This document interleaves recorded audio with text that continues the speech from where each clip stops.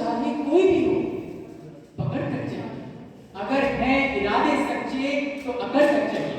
सुप्रभात आदरणीय गुरुजन, निर्णायक मंडल के सम्मानित सदस्य एवं मेरे प्रतियोगी वर्ग, आप सभी को मेरा स्वागत है।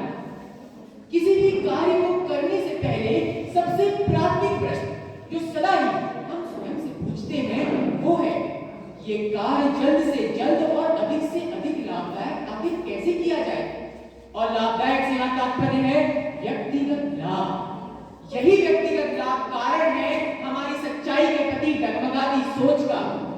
मेरे दृष्टिकोण में सत्यमेव जयते इन दो शब्दों की गहराई अनंत है, क्योंकि आज के लोभी समाज में अहम से अहम भूमिका निभाने वाला व्यक्ति भी अपने व्यक्तिगत लाभ के आगे सत्य को भूल न जाने कितने स्वप्नों को, कितनी आकांक्षाओं को एवं कितनी जिंदगियों को नष्ट कर देता है। हमें ये समझना होगा कि झूठ का होना सच की उपस्थिति को नहीं दर्शाता, बल्कि झूठ तो बस एक परत मात्र है जो सत्य के अनंत सागर के ऊपर जमी हुई है, जिसे साफ करने के लिए कड़ी से कड़ी तपस्या की आवश्यकता है। और इसी सोच के आधार पर मैं यह स्पष्ट करना चाहूंगा कि सत्यमेव जयते 100% सार्थक है। सत्य परेशान हो सकता है पर पराजित नहीं। सत्यमेव जयते ये उस मंत्र का अंश है जो कि मुंडक उपनिषद से लिया गया। ये वाक्यांश सन 1950 26 जनवरी के दिन आदर्श वाक्य के तौर पर राष्ट्रीय प्रतीक में शामिल किया गया। अशोक स्तंभ के नीचे विराजमान। यूं तो हमें ये हर सरकारी दस्तावेज एवं हर सरकारी इमारत पर अंकित मिलेगा, परंतु क्या ये हमारे नैतिक विवेक के उत्कीर्ण है?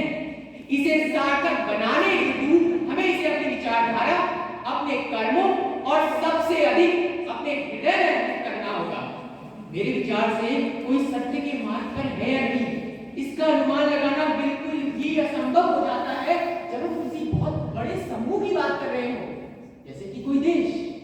माना दो देशों के बीच में युद्ध चल रहा है, दोनों ही देशों में लाचार लोग मर रहे हैं, तो हम ये कैसे कह सकते हैं कि एक देश सच के साथ है और दूसरा नहीं?